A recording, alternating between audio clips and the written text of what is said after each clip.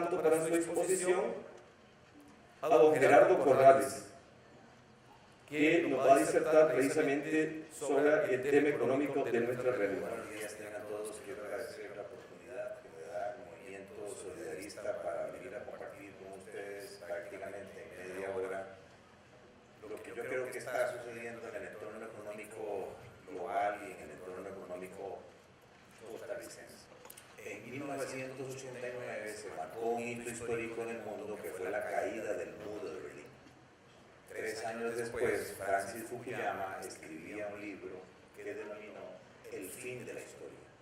Porque según él, a partir de aquel momento, el mundo había tomado una decisión en cuanto a una sola forma de organización de su esquema económico. ¿Quién se iba a imaginar que varias décadas después, hoy, la discusión en nuestro mundo actual, para fortuna o para desgracia nuestra, está en la conversación sobre si construimos más muros y nuevos? Yo, como estoy pensionado, no por la Caja de Seguro Social, obviamente, sino que me pensioné por mis ahorros, ahora lo que hago es ver Netflix. Entonces, me encanta ver con mi esposa estas series que son, digamos, adictivas, y ninguna de las mías, de las que más me llama la atención. Y utilicé esta imagen, pues no para asustar, sino quizás para poder transmitirles algunos datos. Yo lo que quiero es compartir con ustedes algunos datos de lo que pasa en el mundo. Quizás mi primer mensaje es que nuestros tiempos son acelerados y son turbulentos. En el mundo se está dando un tsunami. Los modelos de negocio están cambiando. Y tal vez nosotros no nos damos cuenta, nosotros mismos estamos cambiando. El 66% de la población costarricense ya es millennial o centennial. Es decir, ya el 66% de los costarricenses nacieron después del año 1980, que veo que no es la mayoría de los que están aquí. Y la única constante de este entorno es la constancia y la aceleración del cambio.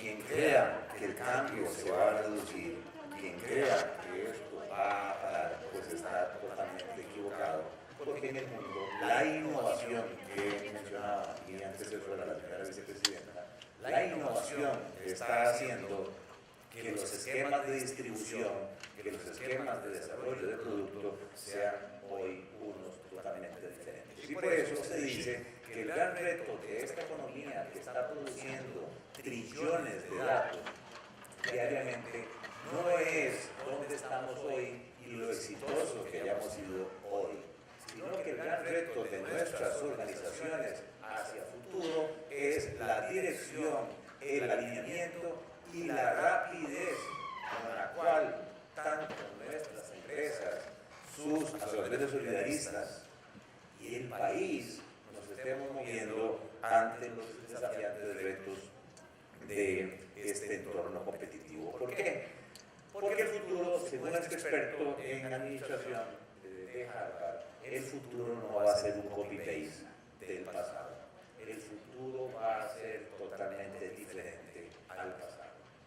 Y por lo tanto, si uno cree que hasta el momento, con su empresa, con sus productos, con su organización, con su gente, con su organización solidarista, ha sido exitoso, uno está muerto. El éxito pasado en este mundo cambiante y turbulento no tiene ninguna implicación en el éxito futuro. Yo puse ahí 3 nombres de muertos de mi industria en la cual yo estaba, la industria financiera, que eran modelos y que ya no están. Lehman Brothers, Barings, Bernstein.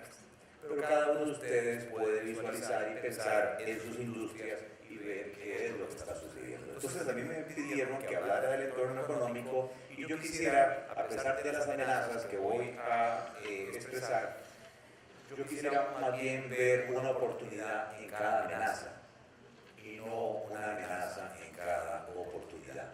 Así pensaba Winston Churchill, un optimista por excelencia, y creo que el movimiento solidarista desde don Alberto Martínez se ha caracterizado por ser un movimiento optimista, positivo, hacia el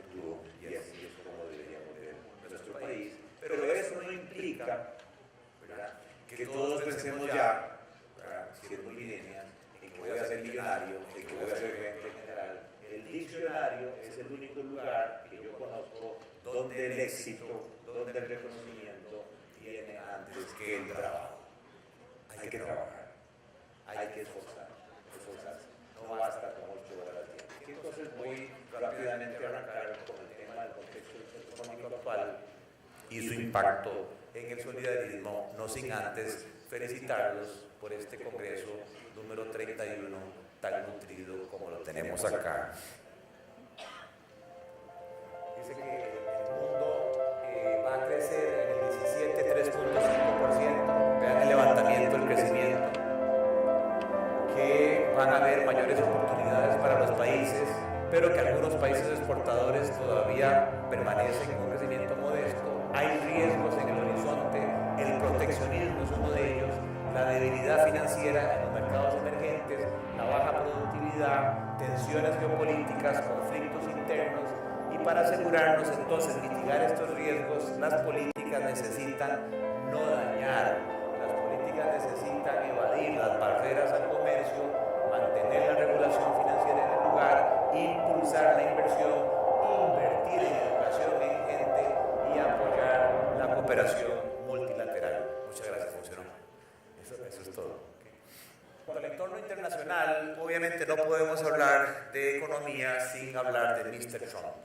Trump está con un pensamiento de recuperar una serie de puestos de trabajo a través de estímulos, de incentivos, reduciendo impuestos, incluso de amnistía tributaria, que hacen pensar que algunas compañías americanas estén evaluando regresar dividendos a su país. En segundo lugar, claro, no podemos dejar pasar cada vez que encendemos CNN todos los escándalos de los rusos y toda la problemática militar que sigue siendo una amenaza Corea del Norte.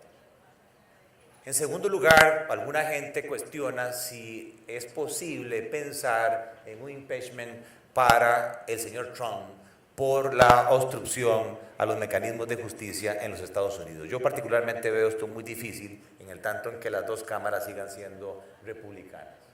Luego, a pesar de la incertidumbre que había, tuvimos un respiro, los que creemos en la apertura, en la eficiencia, con el triunfo de una persona joven, de un millennial, Macron en Francia. Theresa May, la primer ministra británica, se acaba de llevar una sorpresa, adelantó unas elecciones, las perdió, y entonces hay alguna duda sobre si el laboralismo o el partido opuesto, cómo es la forma que van a utilizar para que Gran Bretaña se separe de la Comunidad Económica Europea. Más sin embargo, tenemos un Estados Unidos que en el primer trimestre muestra una tasa de crecimiento positiva, y ustedes saben que nosotros dependemos más allá del 50% de los Estados Unidos. Por eso don Eduardo Lizano decía que cuando Estados Unidos se resfriaba, a nosotros nos daba pulmonía. Entonces nosotros no queremos que se resfríe. El desempleo en Estados Unidos alcanza ya la ocupación plena, 4.3%, con una inflación de menos del 2%. Ese es el ideal para cualquier economista en un ambiente que facilite el crecimiento económico. El Banco Central americano continúa con su política de aumento de tasas de interés. Ayer antier la señora Yellen subió 0.25%. Alguien podría decir, como decía mi abuela, mira, es que una peseta es una cuecha en una plancha. No, pero en las masas de dinero que se manejan en los Estados Unidos y en el mundo, 0.25% es mucho dinero. Y lo último es que los resultados que están publicando las empresas públicas en las bolsas están siendo resultados positivos. Esto es bueno porque el mundo venía con perspectivas negativas de tasas de crecimiento cada vez menores. Pero lo que podemos ver en este gráfico es que tanto el Fondo Monetario en abril como el Banco Mundial en junio han hecho proyecciones de crecimiento positivas, tanto para lo que es el 17 como para el 18. Ellos creen que el mundo va a crecer, las economías avanzadas a un ritmo del 2%, las economías emergentes incluso, vean, en el orden del 4,5%, 4.8%, Estados Unidos, entre comillas, a pesar de Mr. Trump, Los mercados le están creyendo a su política expansiva y lo están haciendo crecer de un 1.6 a 2.3, 2.5. Esto es muy bueno para nosotros. Europa todavía no se recupera. China, que si bien es cierto se desacelera, sus tasas de crecimiento son del 6%. La India, que es el país que más crece en el mundo, vean, casi 7.7%. Latinoamérica, que después de decrecer básicamente por Brasil y México, el fondo está creyendo que Latinoamérica como un todo va a crecer entre un 1 y 2%. Y claro, aunque nosotros somos el 0.07% del PIB y el 0.07% de la población mundial, yo tenía que poner en el gráfico Costa Rica.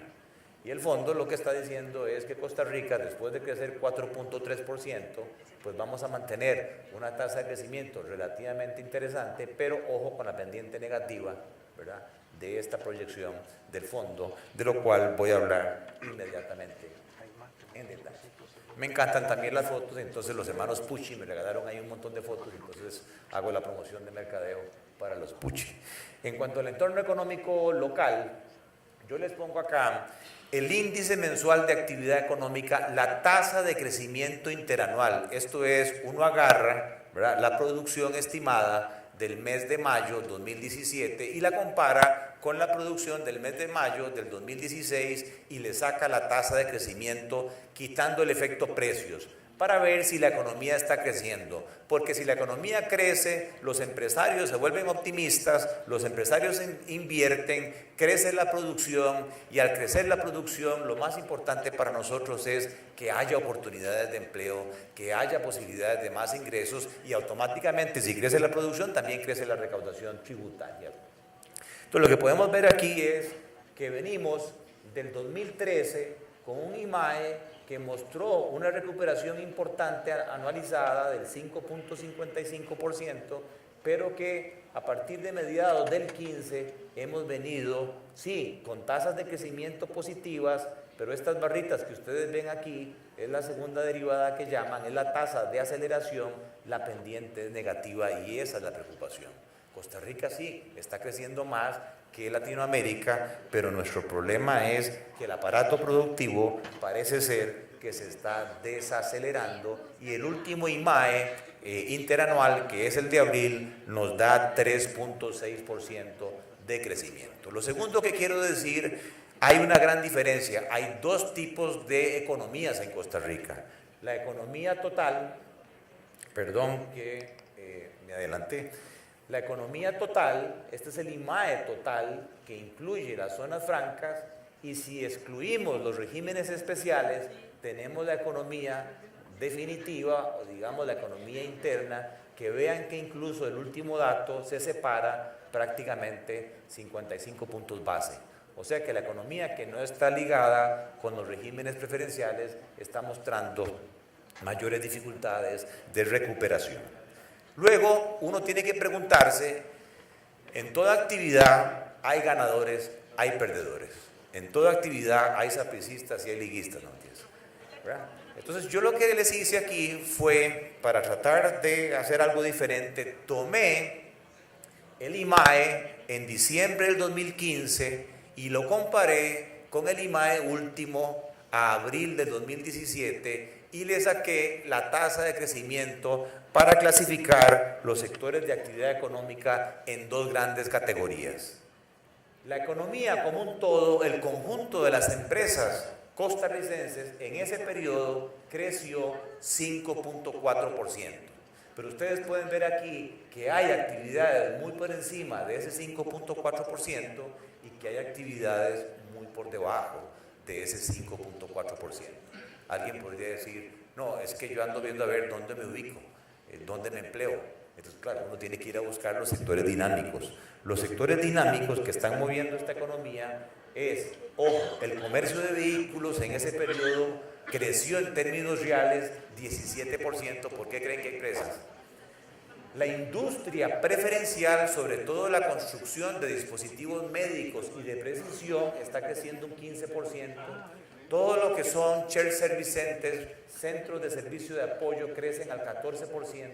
La agricultura de exportación que se ha reconvertido ha crecido en ese periodo un 14%, todo lo que es la apertura de telecomunicaciones, finanzas, seguros y el comercio de alimentos, bebidas y tabaco.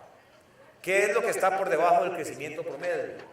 Gobierno, lamentablemente construcción privada, salud y enseñanza. Vean el comercio de productos eléctricos para el hogar, apenas 1.7. El comercio de materiales de construcción, 1.6. La industria definitiva, el régimen definitivo, 1.4. El sector inmobiliario, 0.9. Alojamiento y servicios de comida, no tengo explicación yo de cómo es que están llegando más líneas aéreas. Se dice que el turismo sube y el Banco Central nos dice que las actividades de alojamiento y servicios de comida apenas crecen 0.4. Yo me pregunto, Airbnb, las nuevas plataformas virtuales, no lo sé, no tengo explicación para este Congreso. Electricidad, agua y saneamiento, menos 1.6, y la construcción pública, lo que es infraestructura en ese periodo, menos 8.2. Y eso es preocupante desde el punto de vista de la competitividad. El desempleo. Obviamente en el tema del desempleo lo que tenemos que ver es esto. Lamentablemente nuestra tasa de desempleo sigue siendo la misma, no ha cambiado, 9.7. Quizás lo positivo es que el subempleo ha bajado, o sea, subempleo es cuando una persona no está trabajando en lo que estudió o está trabajando menos de las horas mínimas requeridas. Y vean que el desempleo se está dando mayormente en la parte urbana, en las mujeres, en personas de menos de 29 años. El 82% de la gente que está desempleada fue votada, son cesantes. El 84% lo que tiene secundaria o menos, y el 40% ya de los 2 millones de personas que están ocupadas son personas en la informalidad. Pero realmente a mí nunca me quedo con el promedio, porque el promedio es engañoso. Cuando uno abre los quintiles por hogares, somos 1,5 millones de hogares en Costa Rica, 290,000 hogares por quintil de ingresos. En el quintil de ingresos más bajos viven 1,040,000 costarricenses, y en el quintil de ingresos más altos viven 770,000 costarricenses. Bueno, en el quintil de ingresos más bajos, la cantidad de personas promedio por hogar son casi 4 y trabajan menos de 1. A nivel de los ingresos anuales que se producen en el país, el goteo que llega ahí es 3.9%. Y en el quintil de ingresos más altos llega al 50.4%. Si bien es cierto, hablamos de una tasa de desempleo del 9%, vean que en el quintil de ingresos más bajos y sobre todo en las zonas rurales y en las poblaciones juveniles, la tasa de desempleo es casi del 30%. Y en el quintil de ingresos más altos, cuando uno lo llaman y le dicen, mire, es una encuesta, ¿cuánto gana usted por mes? Uno dice, uy, me cayó la tributación, ¡pah!, y se tira por los suelos.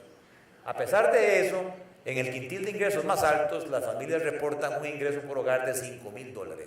Y la tasa de desempleo en ese segmento, los economistas hablamos de pleno empleo, menos del 4%, 1.9%. Ojo Costa Rica. Ojo Costa Rica, porque nosotros, que está hablando de Paraíso de Cartago, de educación primaria, de educación secundaria, de educación universitaria pública. Yo soy producto de la visión de los estadistas nuestros, como don Alberto Martén y otros, y muchos de los que estamos aquí, somos productos de oportunidades que pudimos estudiar y que pudimos trabajar. No podemos nosotros perder esa Costa Rica vis a vis un Honduras, un Guatemala, que precisamente por esa polarización social se dieron los conflictos que ya todos conocemos. Y por tanto, quizás para mí, de los problemas que vienen hacia adelante, ¿cómo hacemos para atender este segmento que está en las zonas fuera del GAM, que es población juvenil, que no sabe inglés y que no tiene la formación digital que hoy el mercado está pidiendo? Voy a ir un poquito más rápido porque sé que ya el tiempo se me está acabando. Obviamente el tema del gobierno, eso sigue siendo un tema para nosotros ya permanente. Por un lado tenemos el tema de los gastos no se mueven, siguen siendo el 20% del PIB, los ingresos no se mueven, siguen siendo el 14% del PIB, y entonces tenemos un faltante de ingresos.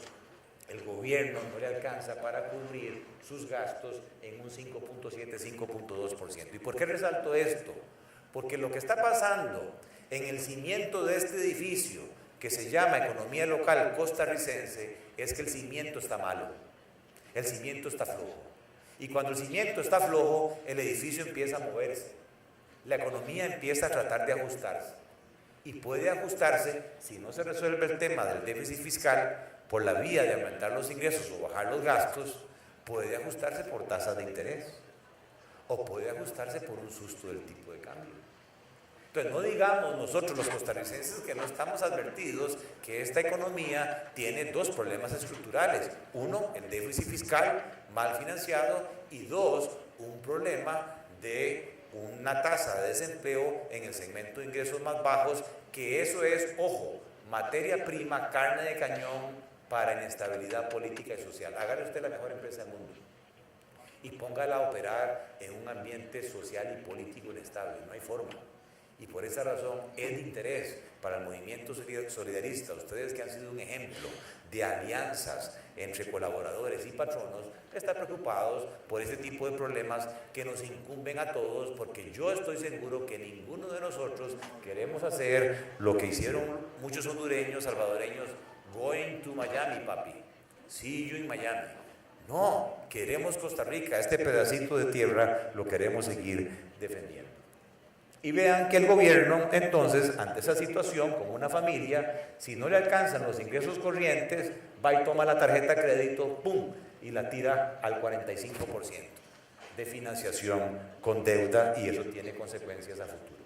Como gran éxito, sí, claro, la inflación. Costa Rica tiene hoy la tasa de inflación número 1 más baja del mundo junto con Suiza. Ahí somos la Suiza centroamericana. Somos el país con la tasa de inflación más baja del mundo.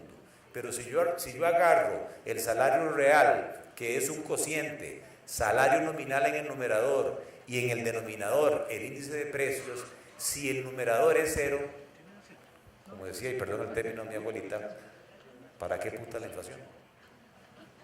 Si el numerador, si no tengo empleo, si no tengo un salario nominal, a mí el salario real no me interesa, porque no tengo un salario nominal, no tengo poder adquisitivo. De tal manera que para mí se nos ha ido la mano en el control de la inflación y no le hemos entrado de fondo al tema del empleo y la generación de oportunidades. Este gráfico se los hice a propósito porque aquí abajo tienen la inflación y vean que incluso hubo inflación negativa. Y hoy tenemos una inflación como de 1.6. Sin embargo, las tasas de interés activas de préstamos en colones en promedio, vean lo que les ha pasado, del 15.5% al 14.2%. Quiere decir que 15.5, si yo le sumo una tasa de inflación negativa, o 14 y le resto un 1%, las tasas reales en colones siguen siendo muy altas. Entonces, claro, cuando alguien ve las tasas en dólares y no tiene educación financiera y saca las cuotas, dice, hey, la cuota más baja es la de dólares. Si me alcanza, yo puedo comprarme la pantalla esa de televisión, high definition, me embarco, la cuota más baja en dólares que en colones. Pero cuando uno le mete a esta tasa en dólares la expectativa de devaluación más colones por dólar, entonces la diferencia con la tasa en colones nos da el premio por endeudarse en dólares. Entonces sí, en el pasado había casi 400 puntos a favor de endeudarse en dólares. Pero vean que con lo que ha venido sucediendo, y sobre todo ahora a fines de mayo, el premio por endeudarse en dólares se volvió ya negativo. Y alguna gente está pensando en depreciaciones del 7% o más. O sea que ya no es tan atractivo endeudarse en dólares. Este es el crédito interno. En el país existen colocados alrededor de 37.000 millones de dólares. ¿Dónde está colocado eso? Nos encanta el consumo. El 32%, 12.000 millones de dólares, estamos endeudados nosotros en esas cosas que llamamos consumo. Préstamos personales. Vivienda, el 26%, casi 10.000 millones de dólares. Crédito a empresas grandes, el 21%, 8.000 millones de dólares. Crédito a MIPYMES, el 11%, 4.000 millones de dólares. Tarjetas de crédito, por más que hablen y demás, el 5%, 1.800 millones. Es más grande el crédito de consumo que las tarjetas de crédito. Y vehículos, claro, todos andamos en el Hyundai financiado o en leasing, el 5% con 1.800 millones de dólares. Y luego me pregunto, por moneda, ¿cómo están esos 37.000 millones de dólares? El 60% está en colones y el 40% está en dólares. 22.000 millones de dólares están prestados en colones, pero 15.000 millones de dólares están prestados en dólares. Y eso no hay ningún problema. Si estos 15.000 millones estuviesen prestados a personas o a empresas que generan dólares, calce de monedas, todo el mundo tranquilo. Pero vean que no, apenas 4.000 millones de dólares tienen protección cambiaria y hay un 28% de todo el crédito del país que tiene un riesgo cambiario. Hay 11.000 millones de dólares en alrededor de 500.000 familias, lo cual da un promedio como de 20.000 dólares por UPA, por familia, que tienen el riesgo cambiario. Y ese es quizás uno de los problemas estructurales que debería llevarnos a nosotros como costarricenses a preguntarnos por qué la tasa de interés en colones, siendo que la inflación es negativa o menos del 1%, sigue siendo 15%. ¿Por qué no tenemos tasas de interés en colones de un dígito que le permitan a estas familias endeudarse en colones en la misma moneda que reciben su salario y quitarse ese problema de encima? Me queda ya prácticamente 3 minutos y estoy por la mitad de la presentación. Bueno, voy a avanzar muy rápido. Este es el tipo de cambio, sea tipo de cambio de venta, sea tipo de cambio de compra, arrancando en esta administración. ¿Y por qué pongo esta administración? Porque es la que está vigente. No tengo nada contra esta administración. Este es un problema que se viene heredando. De un tipo de cambio de 561.53, en las últimas semanas de mayo nos llevamos un susto a casi 600 colones, pero hoy incluso está como en 570. No lo he actualizado. Entonces, claro, ojo, nosotros los ticos estamos endeudados una parte importante en dólares, sin ganar dólares, pero al principio de esta administración hubo una apreciación del colón. El dólar se abarató. Yo tenía que pagar menos colones para la cuota en dólares, en un 4%. ¿Y acaso que ninguno de nosotros ahorró? Todo se lo comió. Entonces, claro, ahora cuando el tipo de cambio empieza a subir, entonces sí empieza el llanto, ¿verdad? Y empieza el susto. Entonces aquí lo que quiero transmitir es, ojo, estamos en un sistema de flotación. El tipo de cambio puede subir, el tipo de cambio puede bajar. Y les voy a terminar la presentación de qué es lo que yo preveo hacia futuro. Pero vean que tuvimos prácticamente 3 años, ¿verdad?, de un tipo de cambio nominal prácticamente fijo. Aquí hubo una presión, aquí se impidió seguir ajustando el tipo de cambio y por eso este ajuste importante hacia arriba. Tengo 3 sistemas: mini devaluaciones, bandas cambiarias, flotación administrada. Es el último que tenemos. Este es el tipo de cambio promedio en cada periodo de los regímenes cambiarios. Esta es la desviación estándar diaria, cuánto se varía el tipo de cambio diario, y esto es el porcentaje de variación. Entonces nos dijeron, vamos a salirnos de las mini devaluaciones para que haya riesgo cambiario, haya más volatilidad del tipo de cambio, más porcentaje de variación. Vean lo que dice este cuadro: 6,5% variabilidad, 4,9% variabilidad, y ahora lo que tenemos, incluyendo el movimiento de mayo, es 2,1%. Entonces no hay tal variabilidad. El Banco Central no le ha dado la variabilidad suficiente como para que la gente diga, uy, sí, esto se va a mover, sino que todos hemos creído que el tipo de cambio es fijo, que el tipo de cambio no va a variar, y por eso los problemas que hemos tenido. Esto es el premio por ahorrar en colones. Es la diferencia entre la tasa de interés que me pagan por un certificado en colones vis a vis la tasa de un certificado en dólares, pero afectada esa tasa en dólares por la devaluación. Entonces sí, tuvimos muchos años donde se pagaba un premio por ahorrar en colones, casi 250 puntos base, pero las tasas en colones empezaron a caer y el premio por ahorrar en colones, vean que incluso ahora es negativo. Y eso lo que hizo fue que se movieran ahorros que estaban en colones a dólares. ¿Y eso qué es? Vendo colones y voy a comprar dólares. ¿Qué significa eso? Que la riqueza financiera de todos nosotros, que son 41.000 millones de dólares, eso es lo que está ahorrado en certificados, cuentas corrientes, cuentas de ahorro, billetes, monedas. Cuando había un premio por invertir en colones, había un porcentaje, ¿verdad?, importante, que se bajó de ahorro en dólares. Pero cuando ese premio empezó a caer y empezó a volverse negativo, vean que algunos costarricenses empezaron a mover sus ahorros de dólares a de colones a dólares. En este periodo, mediados del 15 al 17, lo que se movieron fueron 1.800 millones de dólares. Eso es una demanda de dólares incremental que es la que en parte explica el crecimiento del tipo de cambio. Finalmente, estas son las ventanillas de los bancos. Los bancos compran y venden del público dólares.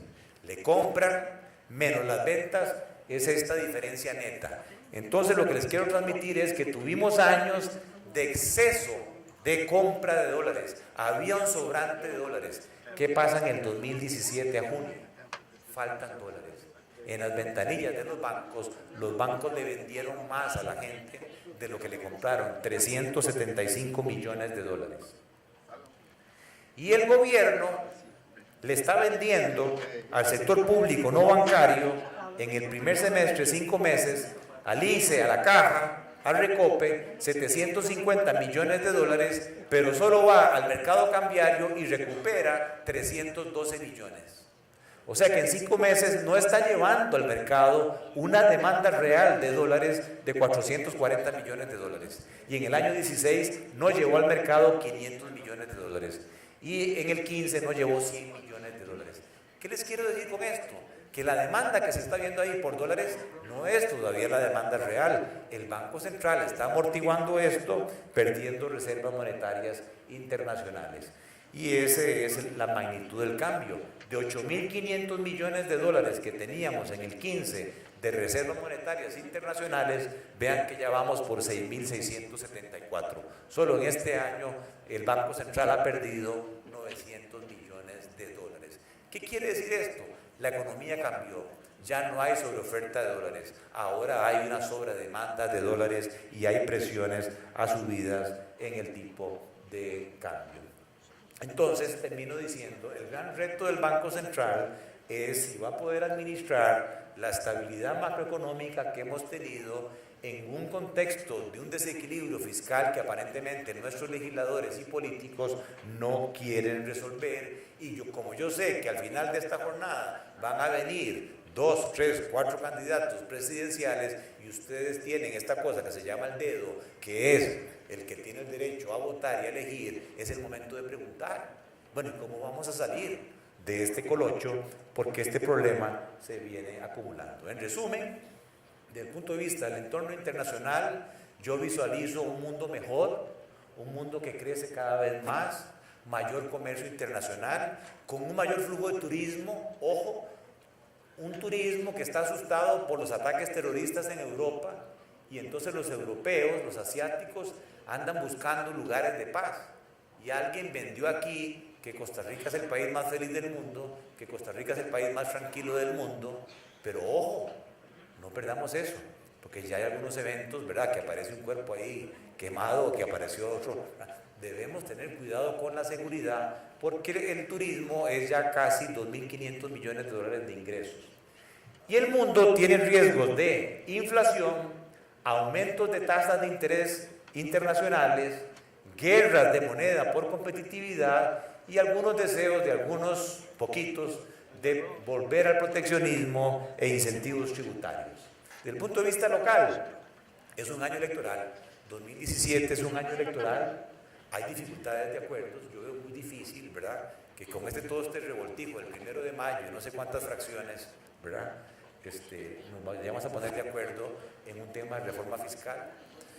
Segundo lugar, estamos viendo desaceleración económica, estamos viendo inestabilidad. Yo vendría aquí a engañarlos, a decirles, mire, tranquilos, las tasas de interés van a bajar, la inflación va a bajar, el tipo de cambio va a bajar.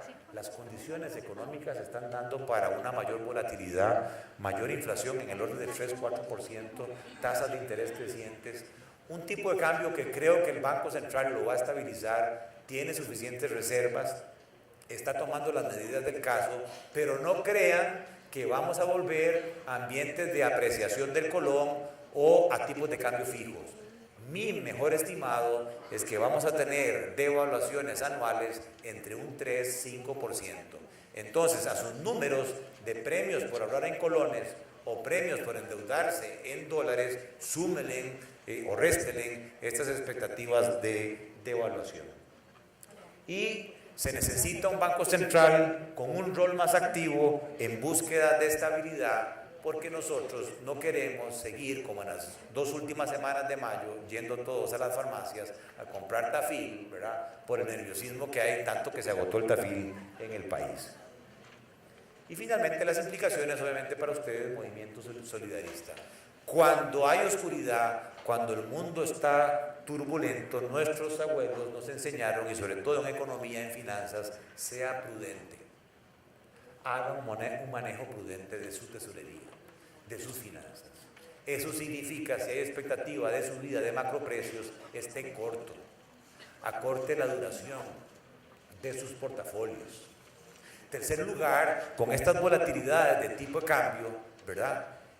Con estos problemas de mayores tasas de interés, ojo con el crédito, ojo con el riesgo de recuperación. A todo el mundo le gusta que le presten, pero no a todos les gusta que le cobren. Voy a decir una cosa a don Pepe Figueres. Don Pepe Figueres decía, por debajo de 5 millones de colones todo el mundo es un caballero, por encima de 5 millones de colones todo el mundo es un HP. Indexen eso del año 70 hoy y más o menos tienen una definición de riesgo incobrable, quién sí, quién no. No sobreapalanquen a los deudores. Uno de los grandes problemas nuestros es que nuestras familias, de sus ingresos netos de cargas sociales, ya están al 70%, al 80%, incluso hay gente al 110%. Yo no sé cómo hacen, ¿verdad? Pasan en casas de empeños, pasan de una tarjeta de una a otra, pasan del sector informal, Beto te presta, Goyo te presta, no sé cuál presta, ¿okay? Ahí hay un tema de apalancamiento importante. ¿Dónde invertir los recursos? Ojo, para ustedes que manejan platas muy importantes, no es un tema nada más de rentabilidad, ustedes tienen una responsabilidad social muy grande. Entonces sí, yo sé que el factoring, yo sé que el factoreo es riquísimo, yo puedo cobrar 12% en dólares, puedo cobrar 15% en dólares, pero nos enseñaron en finanzas a mayor rendimiento, mayor riesgo. Y yo no puedo poner la plata de mis colaboradores meramente por ganarme un 1, un 2% más en riesgo, que fue lo que pasó en la crisis 2008-2009. Usted va hoy a Estados Unidos, va a los Walmart y quienes atienden en los Walmart acomodándolos, anaqueles son adultos mayores, porque perdieron sus pensiones, se las chuparon. Todos los agiotistas de Wall Street, no queremos eso para nuestro país y ustedes tienen esa responsabilidad de manejo prudente. ¿Y cuáles son las propuestas de solución que los candidatos a la República les van a dar al final de esta jornada, después del susto que yo les estoy pegando con el entorno económico interno? Finalmente, ya perdón, con Gustavo, yo siempre termino mis charlas con este decálogo. Cada mañana en el África, una gacela despierta y tiene que correr. Porque si no corre, se corre el riesgo de morir en las garras de un león hambriento. Esa misma mañana, en la misma África, un león despierta y también tiene que correr, porque si no se muere de hambre.